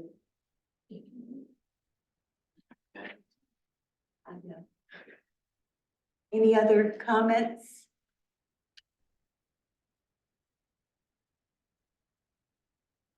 If not, we're going to move forward with our next item, number 6, the reentry voice newsletter. Just to give a little background, some of our discussions in board meetings, we were determining what ways we as a board CAB could become more visible. And during one of the discussions, it came upon our radar that there was a reentry voice newsletter. I can't be. I can't be. So, first of all, Patrice, would you like to offer some input, or would you like for me to lead on with the research that I've done independently? I can give some background and then. I appreciate that. Thank Okay, you. so Gary, would you mind clicking on the link that says the Reentry Voice newsletter? So, you all may recall that in your, budget, requests or proposals, there's usually that one line at the end, or there's one line item that says, connections to programs. Well, that is the funding item that is supporting the creation of the Reentry Voices newsletter. And, gosh, I should have looked at how long, actually, you can scroll down. I think the very first issue it was 2017. I want to say it may have been. No, that's right. That's it. About 2017. So back in 2017 is when the CAB decided to move from using those resources to develop. I think it was an app in partnership with like 211 and a few different like little one-page directories that was circulated out. the cab at the time felt that there was possibly a better way of communicating the resources, to folks who would definitely benefit from all of the community programs that were out there. So that then sparked the creation of the Reentry Voice newsletter. And though I know you can't see that great on the screen, but the way that it is structured or created is actually in sort of newspaper format. And it was initially designed to be circulated in the county's detention facilities, all 3 detention facilities. Since then, it has now gone out a little bit more broadly to also community programs and other sites throughout the community. What's done with the newsletter is not only just a highlight of different programs that are out there, like, you know, different groups, scheduled groups and things like that that are available, but also stories, success stories of folks who have gone through the reentry process and where they are today, and the things that they have deliberated and sorted out within themselves internally as they are journeying through their reentry process. So this has been done through a partnership between both the Reentry Success Center and the Reentry Network, our 2 reentry service hubs. The Success Center holds a great deal of the back end work, in that they contract with a media consultant that does the work of interviewing the various participants that are here. Some of them are participants that have engaged in some of the services, and others are just notable individuals out there with lived experiences that are willing to share their stories. So I think I'll pause there and say that whenever you have time, I really do encourage you to look through the site, click on any of the previous issues. And we also think it would be great for a future issue to highlight some of our folks on CAB with lived experiences, to not only speak of your journeys, but then also to really highlight the purpose of CAB and the voice that you all play, or the platform that you create, or the voices of those that may be inside that don't often have an opportunity to uplift what it is that they think and feel in these public spaces. So that's a little bit of history and background on the Reentry Voice, and I can give it back to you, Ozzy, or if folks have any questions, happy to answer. So are there any questions from board members pertaining to the Reentry Voice? I think this is a great newsletter. I always like to read it. Or is there an option for, I don't want to say community, but like other CBOs or individuals that are, I'll say CBOs, I guess, or if someone else wanted to highlight maybe an individual or a person they work in their program, how can they go about doing that for that newsletter? John, pass it over to you. Hi. We do like to highlight, you know, we accept nominations for individuals who are just impacted and gone through the services. So this time it's predominantly been either Health Right 360 participants or members of the Reentry Success Center. We've also highlighted staff, and we can connect you to our editor for interviews. If we want to, you know, identify a CAB member and share more background and information on CAB to go in. I really love the idea as well. Or if you all have someone who is ready to share their experience and their reentry profile, then we can also get them connected to the editor as well. Can it be expanded out to other CBOs, meaning like, when you guys are uplifting your newsletter with Health Right and RC, maybe when RJ does their email that goes out, if there's any nominations, other CBOs, maybe Centerforce or anyone else that may want to highlight someone, they can submit that nomination to you all for review. Most definitely, since our latest edition just came out, we'll be working on the next edition. Okay. So I can reach out to like Ariana, Patrice, Michelle, and ask them to send out an e-blast for all of our reentry providers. And if you all have someone, you know, that really wants to share their story just to enlighten others and feel ready, I think they would make a great candidate to share. Cool. That's all I have. Thank you. Any other questions? One of the things that I found very interesting about the paper, one of the questions that we had focused on was actually having individuals with lived experience, come and talk to us. Those who had actually utilized the programs or the services that were being provided by some of our providers. And I think this was a great avenue, newspaper, where you can actually visually see some of those success stories. And I like the idea of possibly extending it out to other CBOs that can highlight individuals who are at different levels of success who could be actually highlighted in that paper. I did talk with, I'm not really sure what his position is at Ronald Pineda, yeah, so he's a media consultant that does the creation of the newsletter and all the images and does the interviews and the editing. So when he and I talked, there was an idea that was circling around, and one of the things that we were really vested in as a board was visibility for CAB and an opportunity to have more exposure. I really like the idea of the reentry voice. One of the things that I had thought about in discussion with him was the possibility, because he explained how many copies that they actually would send to print and where they would be distributed and what have you. And amazingly, they have a QR code on the top of that newsletter. And if you all know that the QR code has been something that I've been pounding the desk about, so I was really, happy to see that. The extension to that was something that probably Jana and our sheriff could help facilitate, with the possibility of that being uploaded in a digital format so that individuals in custody would have that capability of actually reading that. It's already there. Oh, it is? It's on the tablets? It's on the tablets. Nice. Yeah, they used to come in paper form all the time when they were printed. Now they're on the tablets.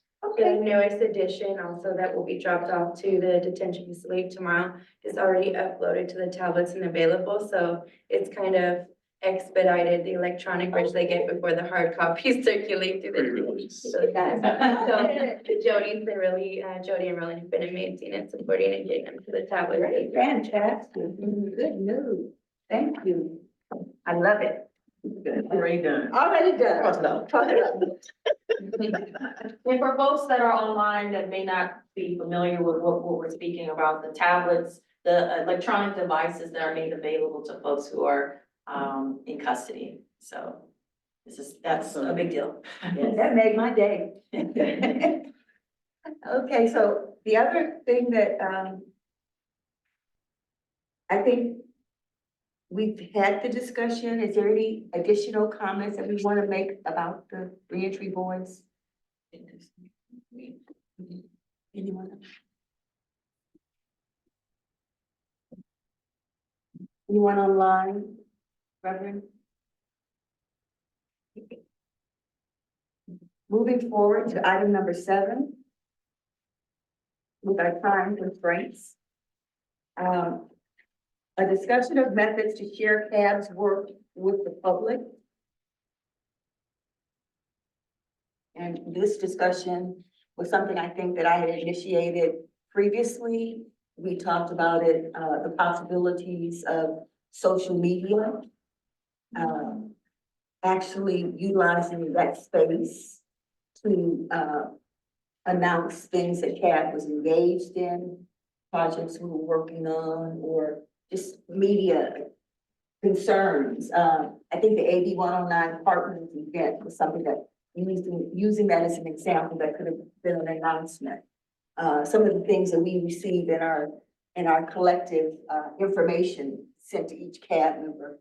I think, some of those things that deals with the public could be posted here.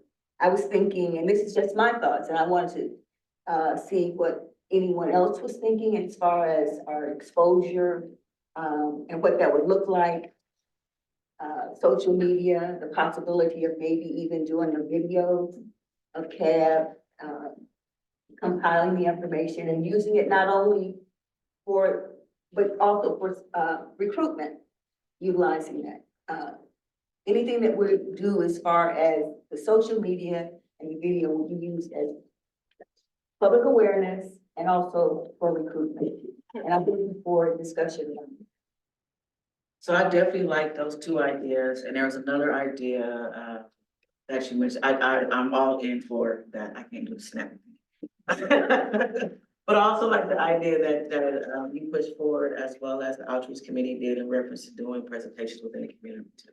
Like really getting out there, wherever we can find somewhere and be able to uplift CAB as well. So I think the social media will touch all as well as social media, the video.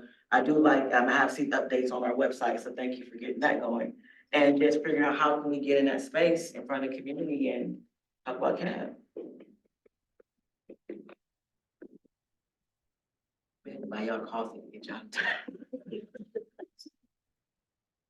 So my question would be, what is it that we need to do to expedite this process? Who would, what type of information, who would be the administrator of social media site, considering what the sites would include? Would it be Facebook? Would it be Instagram? Would it be X? What would that look like for the Community Advisory Board? I'm open for dialogue. What does that look like, RJ? Well, as I shared the last meeting, we do have a media, communications coordinator. This is a new position for our department, that, is utilizing some of the social media sites to, promote some of the work of the probation department. And given that Community Advisory Board, the advised CCP, our chief is the chair, and so I'm sure that would be a great avenue to uplift the work of CAB through those social media sites that the probation department holds. I think the main thing to note is what is the content that you're wanting to put out there and the frequency and all of that. So I think the channels are available that the county already has. You all are a county body. So certainly utilizing any of the existing county social media sites is I think potentially doable. It would just, you would know what it is exactly you want to put out there and share. Is it highlighting the need for more members, recruitment purposes, or, those kind of things? That would be useful to know so that way our media communications, sorry, I'm jacking up his title. I cannot keep straight what exactly the full title is. Media Relations and Communications Coordinator, I believe that's it. From there, they can help craft what the actual postings will look like. Do you want photos? Do you want, those kind of things. Yeah. I would just add to that, it would probably be a good idea if that's the direction CAB wanted to go, to review the county media policy. Because there are some very specific things you can and cannot do as a body with social media. So it involves commenting and things like that. So just to keep that in mind, it would be good to review that so that you're aware. It doesn't preclude you from having that. It just is. Okay, well, thank you for that.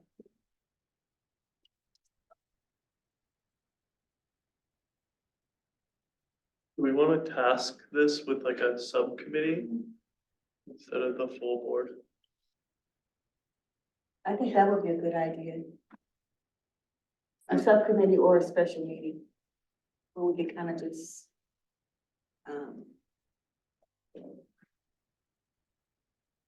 have the discussion and kind of like navigate. And my question is, we have to be under the probation department? So, that's a question. So I was going to ask a question of that on top of, it was kind of like what she just said with probation. I know that we allocate a certain amount of funding towards like we have funding for the voice. Is there funding within our budget for us to be able to have our own individual, like for the voice to be able to do that? I'll just say, I don't know. I don't have the answer. I like that response. I will say in your existing budget, no, you don't have any, the full amount that's allocated for the connections to program, that's the entire amount is to this, or to the reentry voice newsletter. So if that is something you all are wanting to explore, I would say that would be a potential request that you make at your next, at the next budgeting process for CCP the next fiscal year. Yeah, but in terms of whether or not you can, or if you can have your own standalone, CAB, social media site, I would have to look into that. Yeah, I would have to look. I don't know if any. That's where you need to review the media Yeah, policy. I'm not sure of that. Because there's a whole thing about, you know, you have to save comments. It's a form of public comment. Okay. And so it can be complex, and that's why the county has a policy. Because it that becomes an official, it now becomes an Right. official site. Okay. That has to Makes be sense. managed in a certain manner, and, that's not my foray there. That's why I'm grateful we do have a media relations coordinator. It would make it a lot easier, but yeah. Well, I think maybe we should table this until another, and set up a meeting with the media coordinator to kind of, and research the boundaries of what CAB can do and can't do before trying to even continue on. We'll table this item.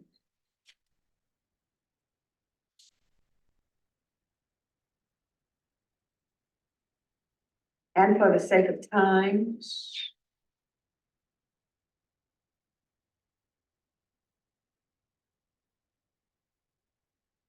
item number 8 is, we're supposed to be discussing and finalizing the outreach strategy for CAB improvement. One of the things that's included, I guess we're gonna kind of combine 8 and 9 and look at the flyers for improvement.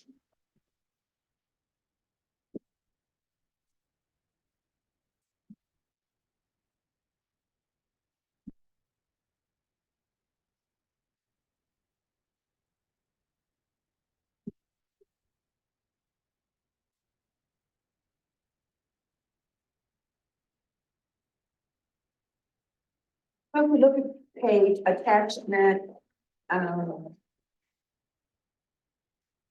4, pages 32 to 34. There's 2 flyers. If you notice, there's an old flyer. And then, there's the new flyer, which,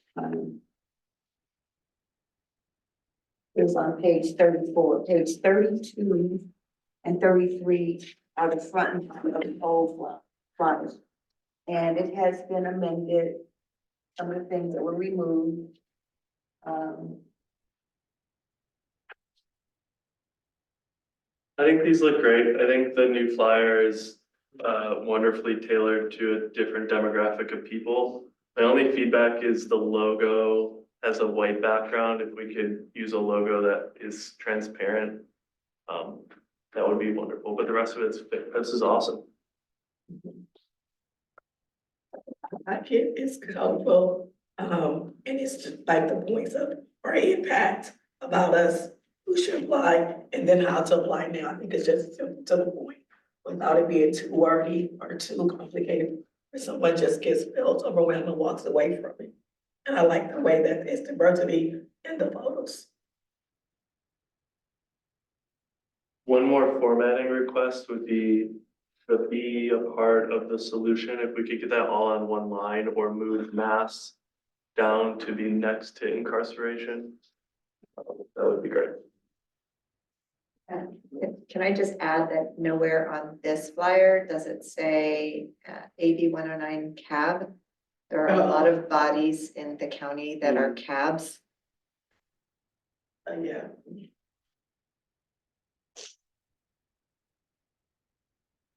So maybe instead of saying public safety realignment, AB 109 realignment. Well, I think the official name of the cab should be in there for sure. Because if somebody were searching it, they wouldn't necessarily find it on the county website. And I agree with Justin, apart is in 2 different places.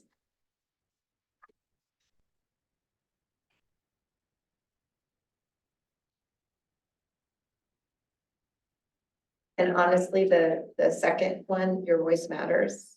I think goes into more description and makes it clear that this is people reentering after criminal justice, after being in custody. I don't think the original flyer in the third one was really clear. They just say re-entry, and we have re-entry in a variety of areas. So you could be re-entering after a mental health stay in a hospital or something. So I mean, you just might want to make it a little clearer. This is post-release re-entry services of facilities. Here. You don't think that gets noted in that kind of subtitle of end the cycle of recidivism and mass incarceration? Which one are you The on? third says join the community, and then it says end the cycle of recidivism and mass incarceration. Yeah, I mean, it does say it there.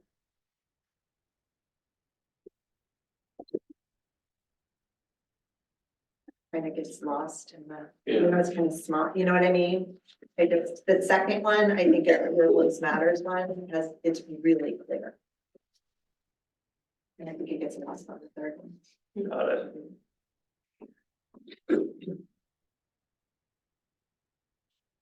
So for the sake of time, Gariana, were you able to hear all of the suggestions for revamping the specific flyers? Yeah, I heard the suggestions about making the logo more transparent, putting AB 109 cab in the title, and changing the format where it says be a part. What I'm missing is what you mentioned, Jill, about something's not captured clearly in some section of the flyer, but I can go back to the recording and listen to it again, or I can follow up with the Jill for more information. And just for a matter of the record, the QR code, that QR code that's at the bottom, it takes, it goes directly to CAB's webpage, to the application. Yes, it goes straight to the application. It's the same QR code from the previous flyer. So at this juncture, we have two different flyers. And each one is really targeting different demographics. I think one double-sided is more of a professional type of audience that you're trying to attract. And I think the second, some more K population, younger incentives to join the board. I think I really like this second flyer. Thank you, Gariana. As I said, by adding the individuals, the smiles, it came alive, and it's actually generating the type of audiences that we're trying to attract, because, you know, it's a hard sector, reentry. And when you put something to it, it's kind of like give it life, it gives it a little more comfortability to kind of like look at and even interact with.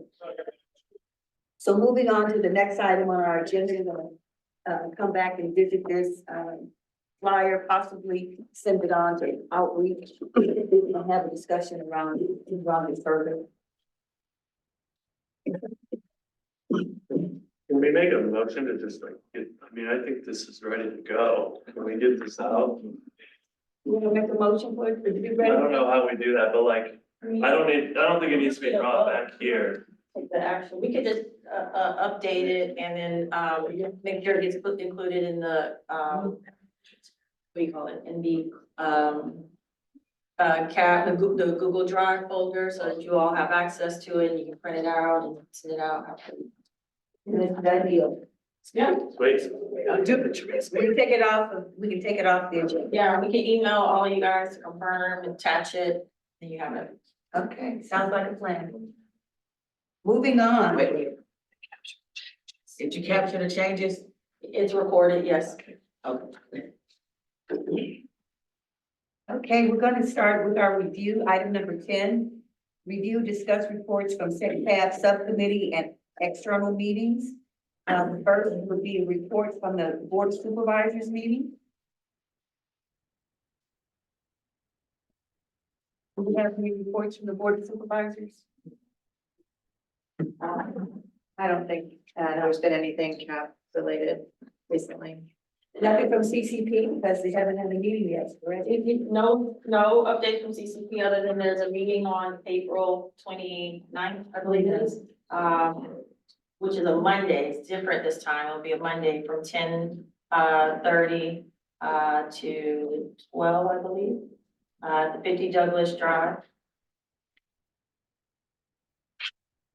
I have a question at the Board of Supervisors meeting, because I couldn't stay on for long, and I'm trying to find the acronym, because I know I probably got it wrong. What was it, AB 288228? How does that affect us at our 8109? What's that bill number about? AB 2882. The advisory? Yeah, so that's the one that ISA recommended at PPC to oppose. And so it just went on to the board and it has not consent to oppose Okay, that that's piece of what I legislation. thought. And what it does is expands the the membership of CCP, basically. It makes some changes and if they took a position about it, did get pulled I off. couldn't say it again. Oh, yeah, no, it's voted on at the very beginning. Okay, see, I meant it, it was this. Nothing got pulled. Okay. Okay, a report from PPC. There's a meeting on April 20. I'm sorry, I'm doing double duty right now. There's an upcoming April meeting. I believe the last meeting was actually canceled. No. The next one is Monday, April 25th. Okay. Moving on to a report from our Outreach and Community Engagement Subcommittee. It was canceled.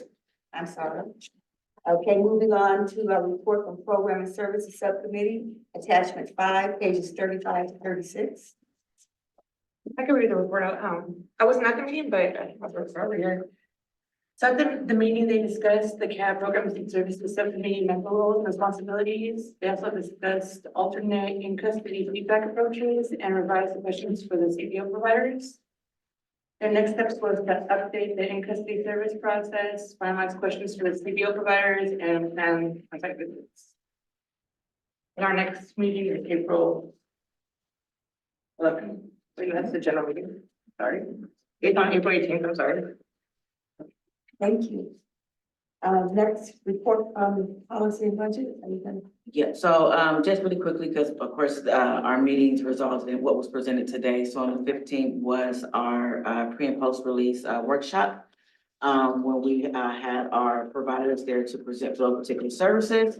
And then on 3/22, we came back together for a special meeting to discuss our recommendation, which is what we presented to you all today. I do want to add, I left off on, of course, next step for the outline the recommendations, which we did. And we've also been invited in May to do a presentation for the Council of Homeless Equity meeting that we'll be working on with the chair as well as our RJ to put a presentation together regarding our recommendations in May. That's it. Thank you. Report from the Council on Homelessness. Okay, so, at that meeting, they did funding updates.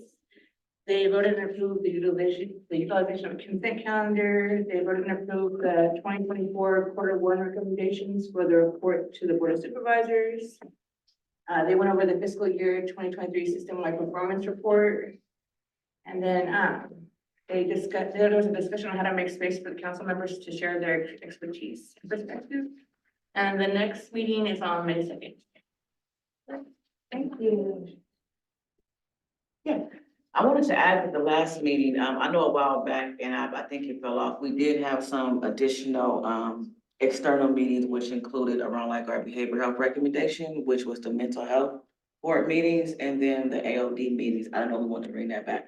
I am on the AOD meeting, so I'll be more than happy to bring any kind of updates. I don't know if we have anybody on the mental health meetings. Is the mental health commission meeting? Yeah.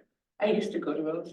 I used to, I don't even, my goal is to start up whenever I can find time, but I used to go to those.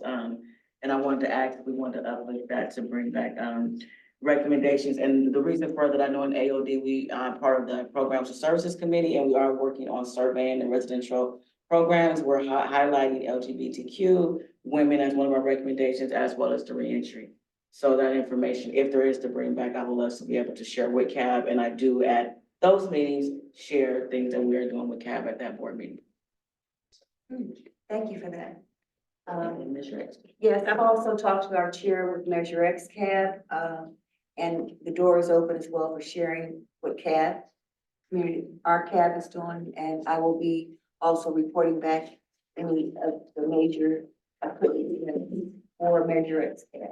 I just do want to make one note that our past meeting recommendations, I was glad that I was there in the room and able to be a voice for the reentry population, post and pre-release, things that had been buried since 2021, and being able to really have that brought back before and going to as part of the recommendations, lifting the reentry populations back up again for recommendations and funding.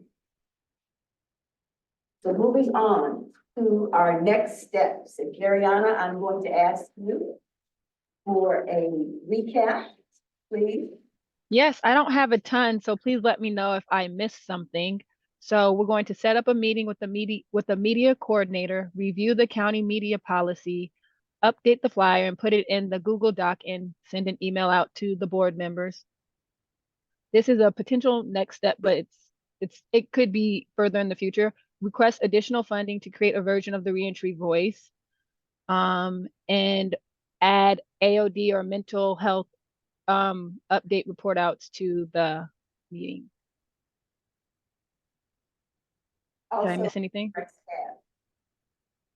Say that again, sorry. Also report out for Measure X CAB. Got you. I was gonna ask Randy, do you wanna tackle that together like we tackle Council of Homeless? Cause I know their meetings is what, in the evening? Yes, in the evening, I remember what it is. I think I have a scheduling conflict, hence why I stopped going. I believe they're on Wednesdays, but I don't. Mental health. It's No one is happening, cause I know you be on the. But what you're doing first, right? I think it's on the They have a Zoom too, it's in person. mental health mission. Yeah. The first Wednesday of the month at 4:30. I think that's why I stopped going, because I have another meeting. 4 to 6. Yeah, I have reached out to them already, so. You wanna take them? Okay, she take that one. I can do it via Zoom. Yeah, I know, okay. I'm doing my. I'll be your backup. I'm doing my answer base, so we can do it via Zoom. Okay, I'll be your backup. Okay. I'm your backup for the. I'd already reached out to them. I was interested in it. Okay. Okay, thank you for the robust discussion, and I'm gonna move on to our preparing to adjourn. As we conclude, let's remember our strength lies in unity, our progress in inclusivity, and our purpose in serving all. This meeting is adjourned until our next general CAB meeting, which will be May 9th at 10 a.m. CCP is scheduled to meet on April 29th from 10:30 to 12. Public Protections Committee is meeting on Monday, April 25th at 9:30. Outreach and Community Engagement Subcommittee is meeting on Tuesday, April 16th from 11 to 12:30. Program and Services Subcommittee is meeting on Thursday, April 18th from 11 to 12:30, and Policy and Budget Subcommittee is meeting from 12 to 12:30 p.m. Friday, April 9th. Yes. And with that being said, we are adjourned at 12:30 p.m.